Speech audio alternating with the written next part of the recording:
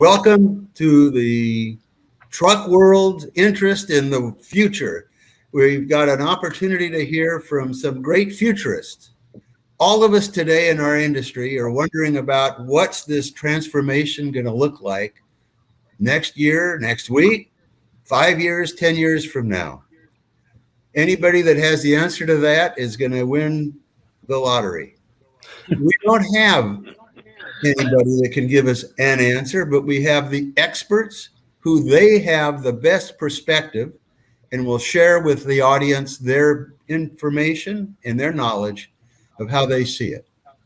And these are all the crystal ball futurists, the best there are in the industry. And if we listen to them and we act accordingly, we'll be okay. So we've got Dominik Beckman. Dominik Beckman is with Hino. I'm going to go through the supply chain. So start with the chassis, then the body, and then how you pay for it. Dominik is with Hino. Yes. Hino is a great truck company that we've not heard that much of in this country, but in Asia has been there since 1908. These are also companies, all three of them, that have weathered the test of time. All this transformation we're talking about, the companies have been through it. They've remade themselves. They've assured that they're going to be here in the future. That's another reason that Catherine and Work Truck did a great job of selecting this panel. But Hino actually started out in the utility business and made trucks to start the gas lamps in Japan in the early 1900s. And have evolved into now one of the largest manufacturers of medium through heavy trucks in the world. Did about 130,000 units. I know a little bit about Hino from the past. It's a great company, and they have, not only are they offering a hybrid electric vehicle right now, but they also have a joint venture with Toyota in producing a fuel cell truck. So I think, Dominik, you'll be able to help us understand the vehicle itself. And then the next part of the supply chain, Mandar, is, I think Mandar Dighe is a known quantity in the industry. They've been making bodies. The oldest company here is actually Knapheide. And that shows you the fact that they made that terrible transition from when they were carrying people on those sedan chairs to horse-drawn, to car-driven, and now talking about adapting to a new type of transportation. I think they've done it. The company's 170 years old, I think. 173. Wow. 173 years old. So, and you don't look a day older than that, Mandar. It's a good job. Mandar is he's the vice president of marketing and sales for Knapheide. It's the largest manufacturer of truck bodies, the highest quality, best regarded, and they also have a premium position with the bailment pools and relationships with the OEMs. So we've got the expert along on how that's going to work for bodies. And then Kirk Mann he knows the industry. He's been in finance, but he's in charge of Hitachi Capital America Transportation Financing, director of all of the activities, also the general manager of the division. And Hitachi Capital not only provides floor plan for dealers, but they also the retail vehicles to fleets. But they're also involved in mobility financing, technology startup companies. So Kirk has a wide range of activities that involve this whole transformation. So anyway, that's the experts. This is a conversation we're going to have, but we also want the audience to feel free to ask questions, because your questions, we want to make sure that your questions are answered. And the best way we can do that is guess. And we're going to talk about some things in the beginning, and at the end, we want to leave time for you. But so we're going to talk about adapting to the next generation of commercial vehicles. The dealers, the users, the fleet buyers, the cities.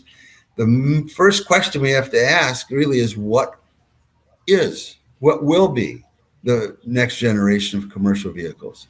There's a great deal of movement in transportation right now. We're moving through different technologies, and the retail side of the business has gotten a lot of the attention. But the fact of the matter is, and I think you all will answer this, the commercial part of the business is probably where this transformation is going to make the most inroads to start with. And this is where it's going to begin, and it has begun. And you're going to see the trends transferred down to the rest of the industry. So, from your standpoint, maybe we'll start in the supply chain process here, Dominik.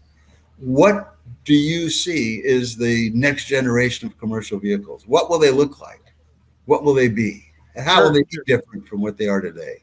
Yeah, absolutely. First of all, Jim, I'd just like to thank you for the invite, as well as from Work Truck Solutions here to participate and have a voice here and chime in such a important topic for the future. But as we talk about what does it look like, really, there's no one answer for that. The technologies that are in play, they don't meet every single use case out there. So have to be flexible in how what we prepare to support customers. And so from our standpoint, we're going both down the path of battery electric vehicles, but also the fuel cell electric vehicles, as you mentioned. But then, more efficient diesel will continue to be a part of the future, as well as gasoline for quite some time. Hmm. Do you have, in your product planning, do you have a horizon of this? I know a lot of people have the feeling this is going to be a light switch, that tomorrow everything goes one way or the other. Do you have an idea of when, is it 10 years out, you see your product mix starting to favor alternative technology, or sooner? Well, the date continues to move up. I will tell you that. I'll say last year, we first, October timeframe last year, introduced that we were going to announce that we were going to debut in 2024 with battery electric. We have since, 6 months later here, or less, we then announced that we moved it up a year. So we've really reprioritized our resources to move in that direction as we see the market moving faster and faster in that direction. That's coming from a combination of factors, right? That's from regulation standpoint, from mega customers, corporate goals, driving in that direction. So it's really getting closer and closer. Mm. Mandar, how about from your perspective with your bodies? I know you have to adapt the products, and you also have to adapt to different missions with these new vehicles. How do you see it? Well, first of all, thanks for the gracious introduction, Jim. We've been in it for a long time, and you're right. Frankly, we've been in it since horse-drawn carriages to, changes to get just a, combustion engine, to now we're moving into a different realm with, different types of propulsion technologies and vehicle structures. But I think you're, from the upfitter and body standpoint, and I hope there's other, peers of mine up in the audience there that are sensing the same. We've got an interesting challenge where you've got technological shifts on the vehicle side, and then you've also got to bridge the gap to what the actual, like you said, the mission side for the end customer, right? So how do you balance what's happening on the what I typically call the canvas, right, the vehicle, and then what's the paint going to be so that you fulfill for the end customer. So where we sit in that middle zone, or where we sit as a body manufacturer or upfitter, it's a lot of trying to predict what's happening, what guys like Dominik and his team are doing.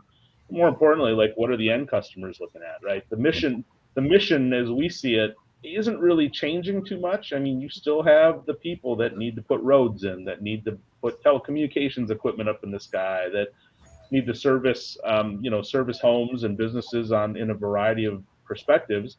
But then you do see some things changing, like the last mile perspective, right? So, I mean, You've got the last mile delivery situation today is a difference in the mission, right? It's how do we get goods and deliver things in that last mile segment. And frankly, I think that's a great example of how the technology is being painted to fulfill a different mission, right? And right now, when we think about EV, looking and considering that electrification is the big technology shift, right? There's some great examples out there in our industry of how electrification is being optimized and being utilized for some mission critical things, and specifically in a lot of the delivery things. But it's something that we monitor every day. It's a challenge, Sure. but like Dom said, it's hard to predict. When we're looking at chassis and working with the OEMs and understanding, okay, where are you guys going with it? What does that mean? What's that chassis? How the way you design and the way you spec that chassis for a specific mission. It might be some time, like Dominic said, it might be some time before we start seeing full implementation of electric. It may happen at some time, but there's always going to be in the short to midterm. I think we're very confident that there's going to be a need for some of what I would call the traditional forms of propulsion, because the mission is still consistent, right? Mm-hmm. So, it's a balancing act, and it's going to be very exciting time. It's in my career, this is probably one of the most dynamic and exciting times in my career where we are balancing that technological to mission, chasm. How do we fill that gap? It's just a really fun time to be in the industry. Where do you see which segments do you think this is going to become the more important earlier? Well, I think we're obviously seeing some adaptation in the last mile delivery segment. I mean, I know Dominik on the Hino side and Kirk with Hitachi and some of the things you guys are doing. I mean, obviously that's a great perspective. Start-stop density. You've got containment within specific areas. Trucks are coming home every night.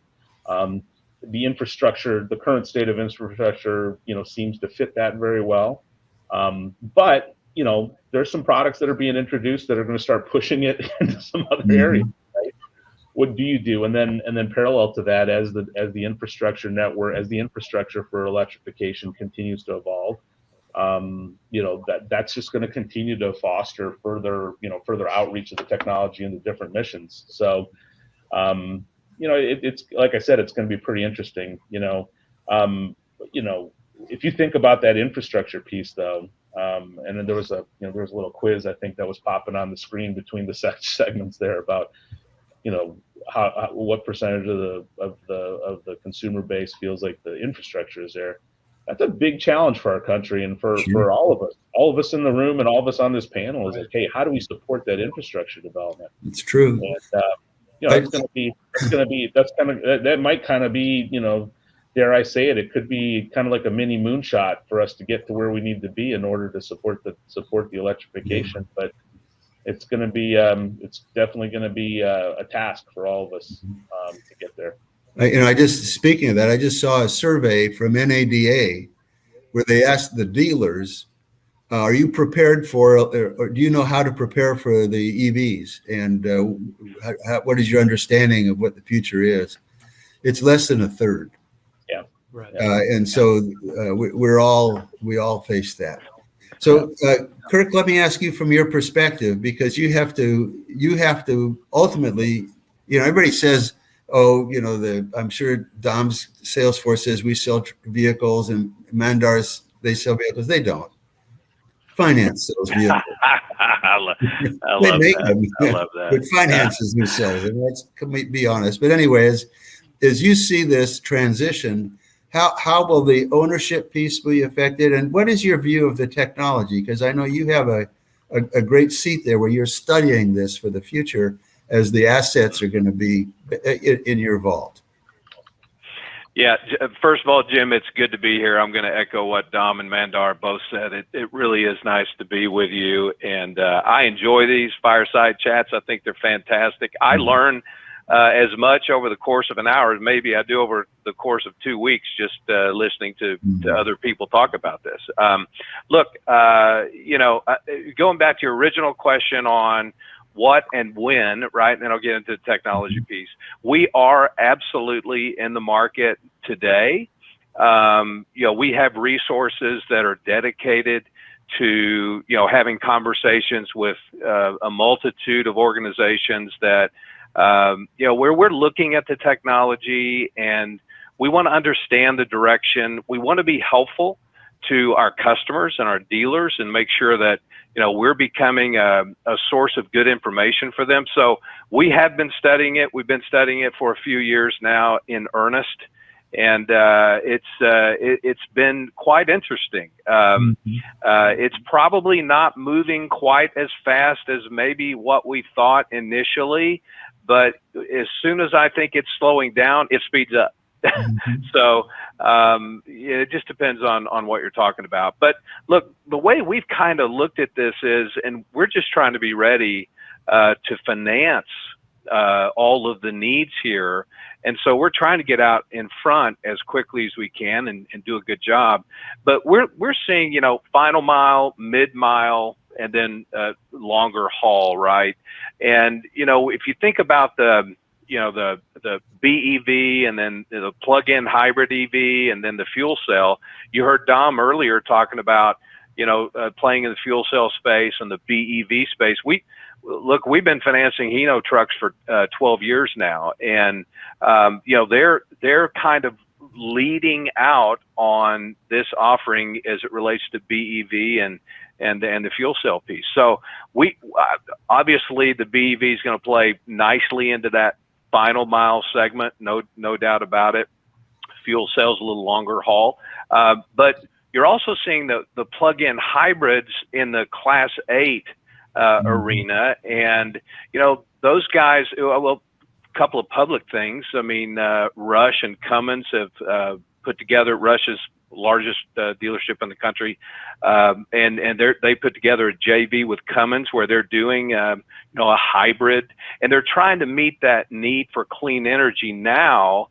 I suppose if somebody comes up with a Class 8 truck that can go 800 miles with no problem, and the payload is there, and the total cost of ownership is there, then we'll shift. But right now, that's kind of the prevailing thought. You see it with the Helion guys down in Austin as well.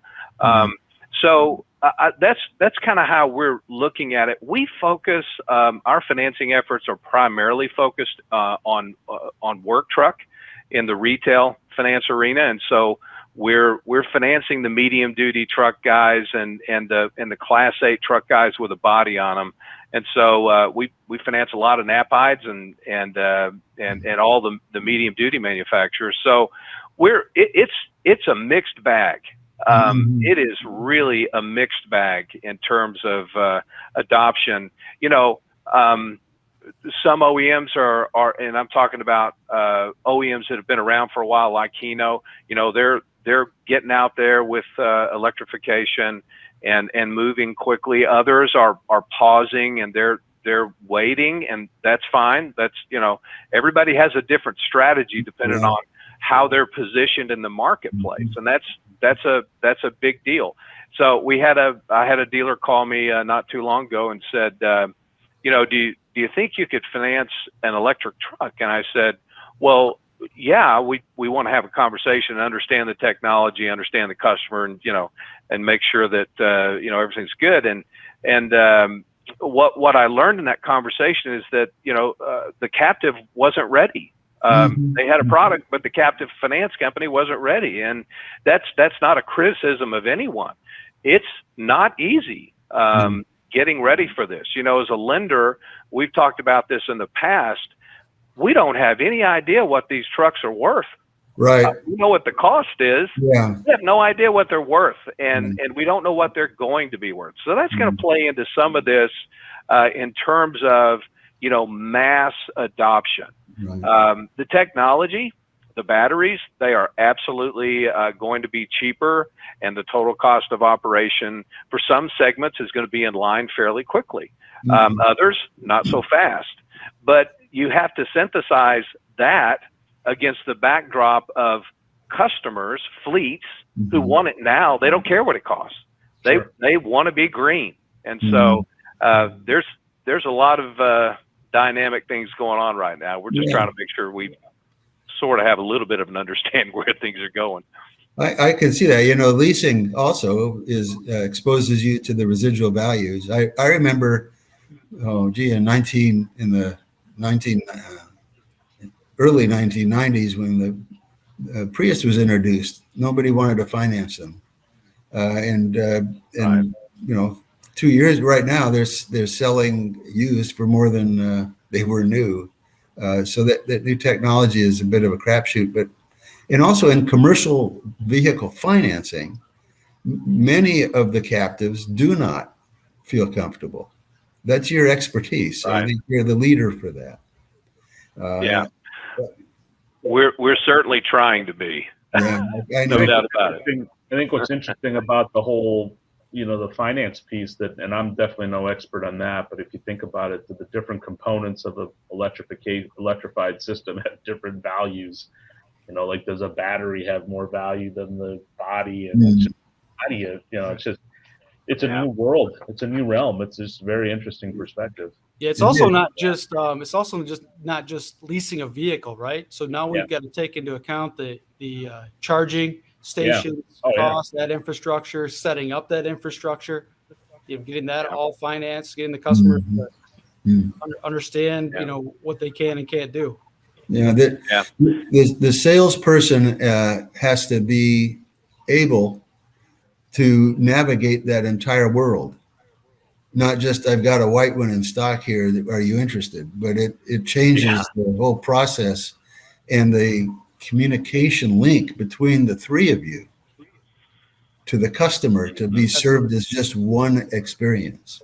Yeah, and one thing to remember, another thing to consider is it goes even further into the chain. If you think about like in our world, when you think about a work truck, you've got all kinds of other ancillary equipment that you've relied upon, something off of a PTO or something off of a, it's running off the gas motor somewhere somehow. There's a fuel source. Now you've got some. A lot of my peers in the equipment side, not the body side, but the equipment side, they're figuring out technology change too, right? Tools. If you go on a work site nowadays and look at people, look at a tradesman building a house or working in a construction site, they're all carrying rechargeable tools more than they're carrying. There's no extension cords, there's no this. So what is how does the vehicle how does their what I affectionately call their rolling workshop or their rolling toolbox, how does that have to adapt to all the stuff that they're using to do their job? And now how does the power source adapt? I mean, it's a multi-level, multi-strata type of challenge that frankly, it's just sometimes it's befuddling, and you sit there and you kind of scratch your head, but sometimes you sit there and you have an aha moment to put it all together, and it's pretty satisfying to be in the middle of it. You're right, and change is always scary, but that brings us to the next question, and that's the customers. I don't know your industry as well, but I know automotive customers. The fact of the matter is, in talking to them, they're not at the point that many of the manufacturers are in terms of this transition to electric vehicles. There's a lot of, our office is in Dallas, and the number of electric cars sold in Dallas is probably quite a bit different than they are in California. And so from a commercial standpoint, your customers for work trucks, where are they? What kind of demand are you getting, and what do you see the difference between the customer's desire and the regulatory environment that's sort of driving, for good reason? I'm not saying the environment isn't important. I mean, it's key, obviously, for. Like I think Kirk said, we want to leave it for the next people, but the regulatory environment may be ahead of where the customers are at retail. Is that true for commercial? Yes, I would say it varies, but in the most part, yes. But the topic of electrification is so hot right now, so everybody is aware of it. They're thinking about it, starting to think about it for their business, and And in many cases we've had where they're approaching the dealership, wanting to pursue those next steps. But we then have to back up, right? The dealership has to back and say, well, let's just kind of, let's sit tight here. Hino's working on, or the OEMs are working on the vehicles. The dealerships is the next step that need to get set up to be able to support and service and sell the types of vehicles. But in the meantime, then too, educating the customer where they can go for resources to understand what it will take to get their fleet electrified, or if they qualify, and taking those educational steps. So that's what's important right now, I think. I think there's a lot of let's just say inquisitive discovery going on. Like I said earlier, the mission, right? I mean, let's take, for example, it's a utility company. A utility company is looking at their entire fleet and saying, okay, which parts can we electrify? Is there a goal to potentially 100% electrify at one point down the road? Maybe, but which pieces can you electrify? What vehicles are available to electrify? The technologies, and I think there's a conscious effort to move forward to adapt and accept the technology, but there's still some questions and some inquisitiveness on, hey, can I really build to do this job? Is there technology to get there? Can I get green or use electrification sooner than later? Maybe not. But there's a lot. I'll tell you what. There's a lot of great activities by the OEMs on, like, for example, probably the most. I mean, one of the more I would say busy spots would be kind of light duty pickup trucks. I mean, you're seeing the Ford F-150 Lightning. You're seeing some Rivian stuff. I mean, there's some other startup companies that are launching stuff out there. And, that might make a great vehicle for, a light duty work truck or a site truck or a supervisor truck. But, I mean, when you're hanging a telephone pole in the air or you're building a cell tower, you're going to need some pretty heavy stuff to get there. Right. And it's just being ready. Yeah, we're seeing, oil field service companies coming with requests for financing on electric vehicle pickups, which is an interesting thing. But it's a perfect application for that truck, and that's why they're interested in it. So, Jim, we surveyed our dealers early on, and we found that according to our dealers, the dealers that we surveyed, there was significant interest from their customers to go EV. Now, I don't know what the distribution was, if it was mostly fleet. Some of these independent contractors that are hauling for parcel companies like FedEx or UPS or that type of environment. I mean, FedEx is probably pretty sensitive about being green. I mean, they probably love for that to be the case, and so. Sure. Those independent contractors have maybe a little more impetus to get involved there. So, it's like I said earlier, it is a mixed bag, but I do think there's some interest, and there are really, three things that are converging to really bring this into focus. I think, and McKinsey did a good job in their report earlier this month talking about regulatory, efforts. What is in questioning consumer behavior, and then looking at the technology, and those are all things that we've talked about on this panel. And so the convergence of those three things, I believe, will ultimately prepare a really great path forward for escalation and adoption and acceleration. That's what's going to occur. But so that brings us to another part of this discussion. And that is from your perspective, what advice do you have, or what direction or instructions do you give those that are downstream for them to prepare? Your dealers, your service folks, your salespeople, your offices. So what now we know what the future is going to be. Now, what advice do you have, or direction or systems to have everybody prepared to be ready? And what do we need to do to get to the point where we can make this transition? Dominik, we'll start at the chassis level first. Right. So, I mean, the first step there is education all the way around. And then secondly, it's helping to set up the dealer network to be successful in this transformation, so they understand the technology, they understand the benefits, but they also understand what fleet requirements are needed to be successful. And that's some of the factors that Mandar hit on. But then charging requirements, and as I mentioned, getting into the infrastructure. Can you support it from a green aspect? Because that's important too, right? I mean, having natural gas feeding chargers to then charge vehicles, is not exactly what we're going for here. Or replacing crop fields with solar panels.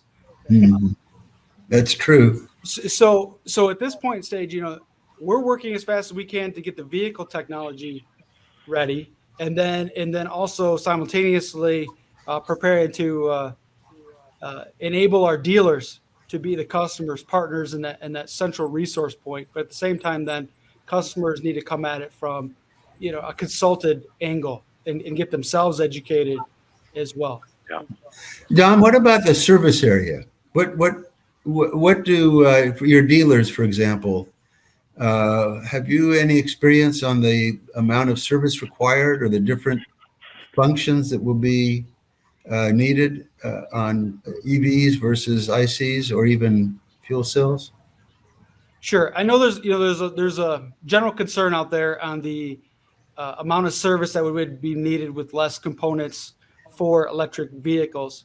However, these components are much more expensive, but they also have parts on them that wear out and require regular lubing maintenance and types of service like that. But then software as a service will become a bigger part of the future as well, and that'll be a transformation for all of us. That's interesting. Yeah. Huh. Yeah. Mandar, from your perspective then, in terms of how do you your distributors and how do you get your customers and everybody ready for this?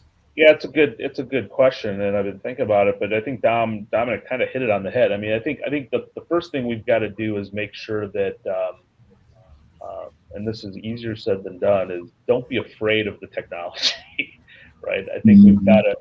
The reality of it is there's always people in our industry like, electric's not going to ever affect it, but it does affect it every single day. I mean, just the fact that you've got electric consumer, like what I would call like a standard retail vehicle, the proliferation of electrification that's happening there inherently affects the commercial side of the business, right? Because and it's not just about what's my next truck going to be? Is it going to be electric? Is it going to be diesel? The question you got to ask is okay, what do I need to do? What customers do I need to pursue to aid in that infrastructure that are in the middle of that infrastructure change? What is that realm? So, I tend to when I'm talking with some of my customers or distributors, and I ask them, what's your sentiment or what's your feeling about it? There's a lot of what if questions that come out, and I think that's the key, is that we're asking those what if questions. We're, like I like to say, I like to play mental chess a little bit on this and understand, okay, what is the perspective and what does that mean? Communication is going to be key also, just continually communicating on, hey, this is what we see. What does that mean to you, right? Again, we're like I said, we're kind of the bridge between the chassis and the mission, right? And our what I would say our ecosystem of bodybuilders, upfitters, equipment manufacturers, and distributors. We've got connections at the OEM level because we got to adapt our products for what they're doing. But more importantly, we've got the connections on the customer side to say, okay, here's what could be coming, or here's what it might look like, or here's something to consider. It's a pretty big deal. The charging piece is huge. I think Dominic said it multiple times. Mandar, from your perspective, are the OEMs involving you early so the products are designed mission focused, or I know in the past that's always been a tough handoff. Well, I think I'm going to say this. I think that the level of technological change that we're having with electrification is really helping a lot of the communication and coordination, right? I mean, engagement is there, but but at the same time, you can't wait for the engagement. Sometimes you got to go engage, right? Mhm. That's what's critical. It's like, we got to understand what's going on. I mean, it's evident it's happening. We just got to understand what's going on. We, we're in a pretty fortunate position where we do have strong relationships with the OEMs, both on a, sales and distribution side, but also on a technical side. And, we love working with them, but most importantly, we got to make sure that downstream, like you said, Jim, downstream, our distributors and installation partners, equipment partners, they understand what's coming. So there's a lot of coordination going on there. Yeah, it is. And I will tell you this. It's interesting how dynamic this change is happening in this time frame, because sometimes the best way for the technical guys to figure it out is to get in a room, look at metal, look at battery, just look at stuff, and then figure it out. And frankly, the current situation where we are is kind of limiting some of that face-to-face, not completely, but slightly limiting some of that face-to-face and what I like to call the touch, see, smell type stuff. But you're right.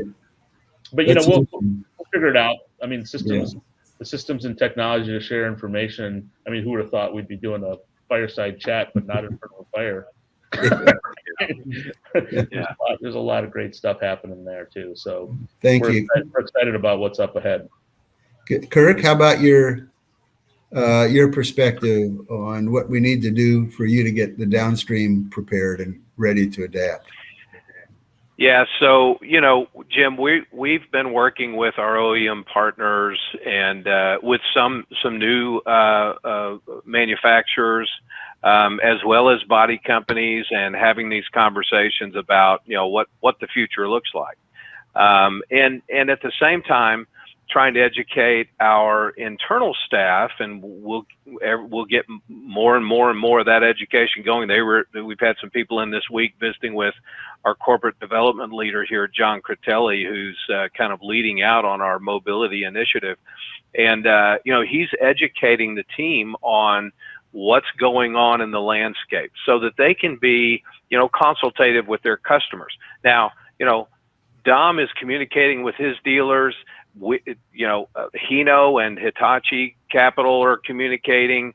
We're doing that with all of our OEM partners, and we're getting a pretty decent lay of the landscape, but it's not in stone by any stretch. But we are getting a pretty decent lay of the landscape, and charging infrastructure is one of the big ones.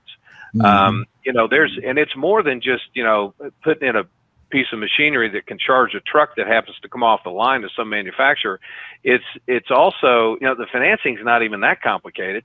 What's complicated is making sure that you have adequate power to that site, and you're getting the consultation that you need as a dealer from someone who can connect the dots between the utility and all the way to your charging station there at the dealership, and make sure that from the charging station to the truck, it's the right mix too.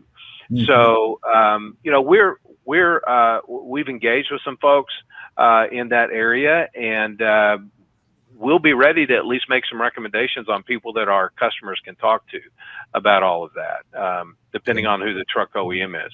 So Great. Trying to get our folks ready so they can help. That's the biggest transition, is going to be all the whole system, the whole supply chain. And we had an earlier discussion about supply chains. So we're going to get we got some Q&A now from the audience that we'll start with. The first one is, I'd like to get all three of your perspective. The first question is, what is your vision on fuel cell trucks?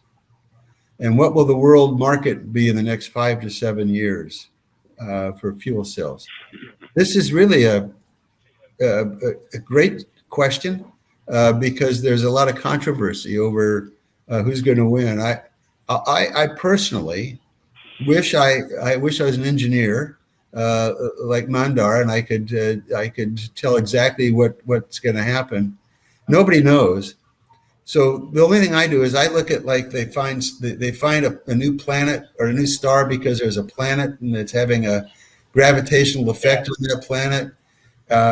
And I'm biased, but Toyota and Hyundai are all in on fuel cells.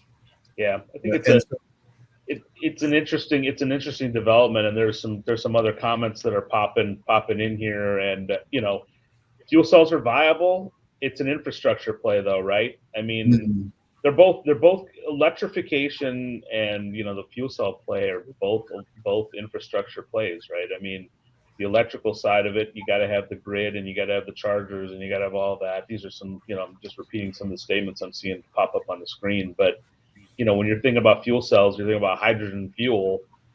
That's an infrastructure challenge too, right? We talked about it. I mean, if you go back 5-10 years ago, everyone was hot to trot on natural gas, right? CNG, right? So that's going to be it. We're going to do CNG, energy density, the volumetric compression of it, blah blah blah, all that stuff. And the challenge of that was, again, infrastructure, right? So how do you get the right infrastructure for either one of these technologies is probably going to be the challenge, and next 5 to 7 years for both of those, it's going to be infrastructure, right? Yeah, you're right. I drive a Nexo, a fuel cell Hyundai, and it's very difficult at this early stage there's no money in it, but right. But the fuel cell should have at some point the lowest bad footprint on the environment. Yeah, I mean, and if you think about, and I'm sure there's other applications where fuel cells are being used, but if you think about on the true commercial side of fuel cells right now, you've got, some of the larger long haul trucking type situations where point to point to point, you've got kind of refueling. You have a very nice roadmap for that infrastructure, right? You can put a station. But I mean, if you got a guy that's out there, going out to service heavy equipment, and they're driving a crane truck around, and tomorrow they're going here, next day they're going there, the next day they're going here, and it's just a random call type situation, you might have a little bit of a challenge, right? Depending upon what that infrastructure looks like. But I'll tell you what, it's exciting. I mean, fuel cell stuff is really exciting. Tom, you got the UL8, right? Say it again? You got the UL8, the fuel cell truck. Oh, the XL8, yes. XL8, I'm sorry. We did introduce the XL8 prototype at ACT Expo, the Green Transportation Expo there, Clean Transportation, excuse me. And at that event, if you were there, the energy around fuel cell was just tremendous in total. And then, also recently the announcement from Toyota to bring fuel cell production locally to the U.S., that's very encouraging as well. I think really what I took away from that conference was there's a real focus on getting to economies of scale, unified, bringing, powertrains across the board being supplied, but also on the infrastructure side. And that's what it's going to take. They need to grow together. It's going to be a slow growth. And I mean, I believe in the way that Toyota's doing it today with the Mirai, which is, we sell the Mirai where we can get hydrogen in place to support it. Yeah. But at the same time, the goal, we have to get to green, right, on the hydrogen source, and we're not there yet. I understand that the first mission may be let's get to economies, and then look to renewable natural gas to produce the hydrogen. But growing together, I think it's going to be big, and I think there's a lot of momentum right now. I really think too, in the next generation, we're about one generation away from it really being a viable competitive offering in the market, which will come in the second half here of the 2020s. So, everybody in some of the comments here, what really gets you excited is you have that grid independence, right? And can keep you going. So, yeah, that's true. Kirk, how about your perspective on the fuel cell? The question was 5 to 7 years, and yeah, I don't know what level of adoption we can expect in 5 to 7 years. I mean, obviously with players like Toyota and Hino out there, introducing that, and with I mentioned them earlier, Hylian, right. The reason I brought up the plug-in hybrids earlier is because it seems to me that it's a little bit of a stopgap. It doesn't mean that, hydrogen infrastructure can't be developed. But Jim, you brought up a very good point, and that is how's that going to happen without some investment, from the government? It can happen, and it will happen, but for the principal parties investing in that infrastructure, getting a return, it has to be there. It has to be there, and it can't be like, well, let's put this in 5 years from now, we may have enough trucks coming through here to fill up with hydrogen, and it just there's got to be a solution for that gap of time. There is, in fact, right now, everyone's talking about the number of fuel cell stations, and they're building more. I think they're like $4 million to build them. The problem isn't the number. The problem is stations, but there are a lot of them. The problem now is there's no supply. There's the hydrogen is not produced for daily transportation. It's produced for manufacturing processes. That's right. And so, but the fuel cell concept is really appealing to the engineering side. But the practical side is hybrids right now, from my standpoint. Mandar, there was one of these questions that talked about the body manufacturers. The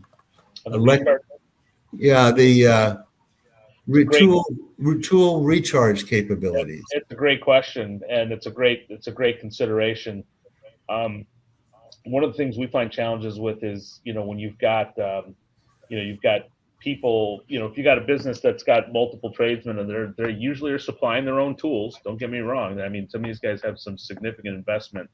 Guys and gals have significant investment in their hand tools.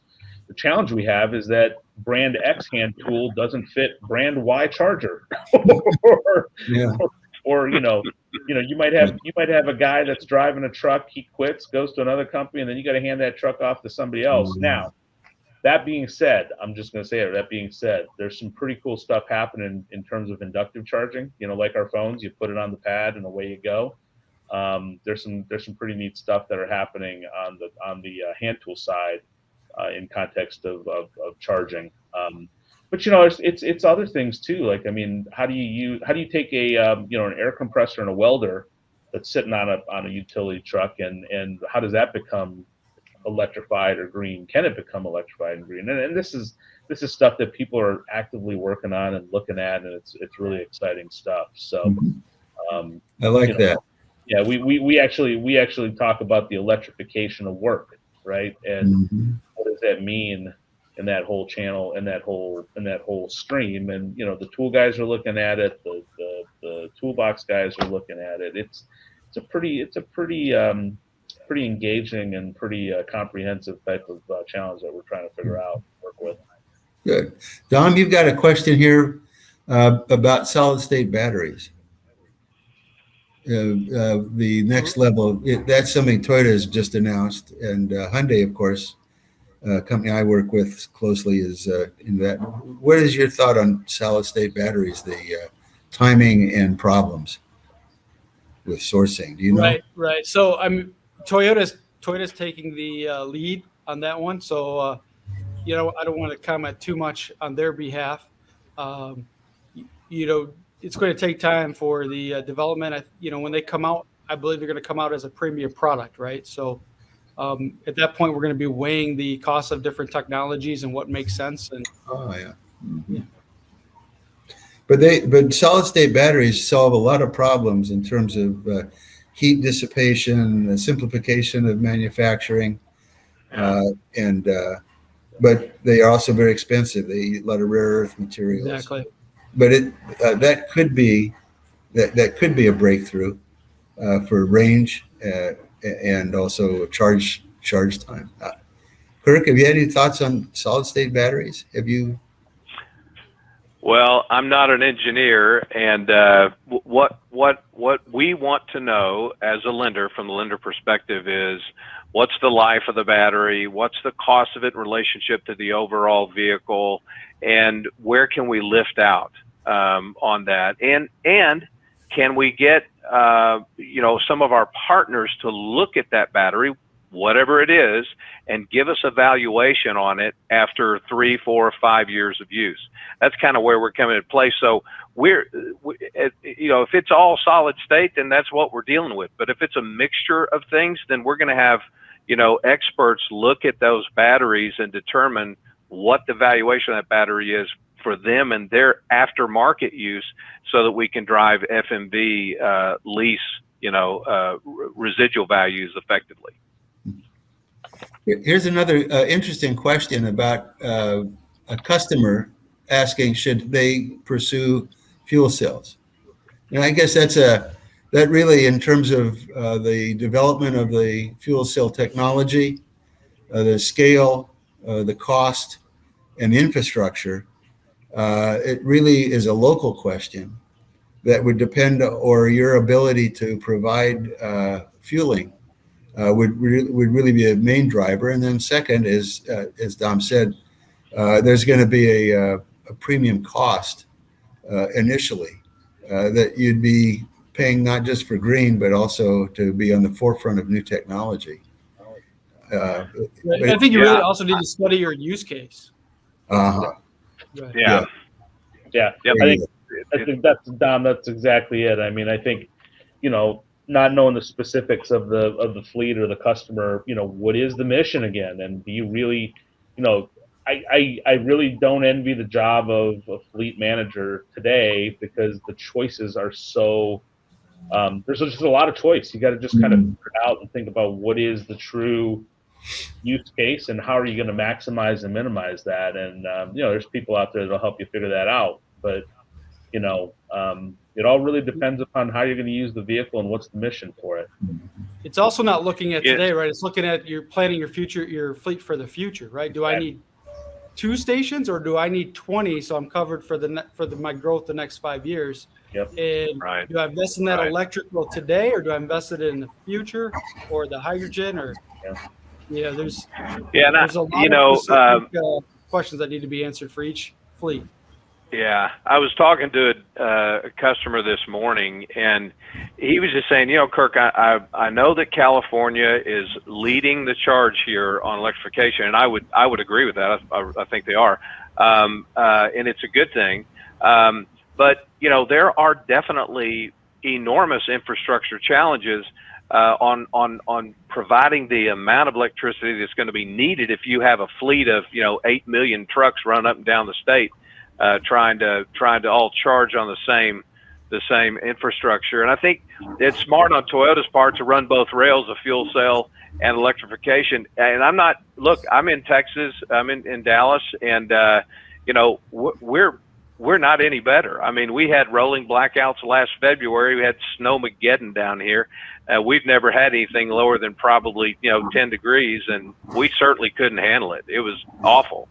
And we had our share of rolling blackouts too. So you just have to ask yourself a question: is that how fast can it really come? I know it's coming, and we want it to come. We're a sustainability financier, no doubt about it.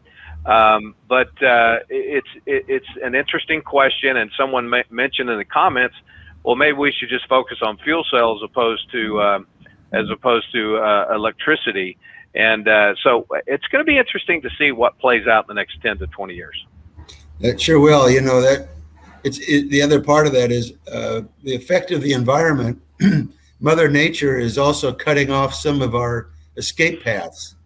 So here in the West, where we used to use hydroelectric, there's no more water in many places to run it. So it's a moving issue. There's another question here about class 6 and 7. How do you move out of diesels? And other than LNG, what is a 6 and 7 ideal efficient alternative to diesel? Is that EV? Or is that hybrid? Yes. Is it air hybrid? So you don't see hybrid in this space. No, you don't. Yeah, I know the Toyota just introduced this right now. Well, Toyota just with Hino helped Toyota develop the hybrid system for the new Tundra. I hope I'm not saying something out of school here, but here very soon they're going to be introducing a new Tundra V6 hybrid. But is that the? I mean, what is the alternative that we look at? Right. That's that. The alternative is the transition to electrification in some form to diesel. And I think you guys have talked about it in previous casts, but the cost of those diesel powertrains is going to go up. With some of the regulation changes for 2024, 2027, that will help bring forward the EV decision. Mm-hmm. Jim, we participated in a study with ACT Research some time ago, and I don't think they would mind me sharing that. In that Class 6 to 7 market, after quite a bit of research, they were positing that about 129,000 units in that 6 to 7 class would be electric by 2040. So that's a pretty good number in that market. Mm-hmm. And so it's the information is a little dated, but it's good research, and it's a great place to look for total cost of ownership type items, but specifically to the Class 6 and 7 market. So the question is, are there other options besides diesel? And what they found is that electric is an option. It is. Right. So if you look at Class 6 is dominated by final mile. Right. Which electric makes a lot of sense for the majority of that. Then you get into Class 7. Class 7 is a world of vocational Knapheide heaven. Right. And in many, many, many different use cases that need to be studied and evaluated for the right technology. So this has been phenomenal, and thank you so much for sharing your crystal balls and your knowledge with the audience. I wish we could keep going. We could go on for a whole day of doing this. Absolutely. And you guys have been wonderful. I have one last question. I know Mandar is going to run off because we had promised him a little bit earlier cutoff. I didn't know we were going to go till 10 after, but yeah, I'm glad we did. So we're going to come back together in 10 years and settle a bet. Oh, I'll stay for the bet. Okay. Oh, boy. So the bet is, what year will alternative powertrains outsell ICs? How many years from now? Whoever's closest is going to get a bigger reward. Man, that is a loaded question. I say I'm losing connection. Yeah. Okay, Dom, give me a number. I love the roulette wheel. Give me a number. 2035. 2035. Okay. Mandar. I'm going to go 36. Okay. Price is right. I love it. Kirk? I'm going to go 30. I'm going to go 38. See you, Mandar. Take care, guys. Good time. 38. Guys. See you, bud. Thank you.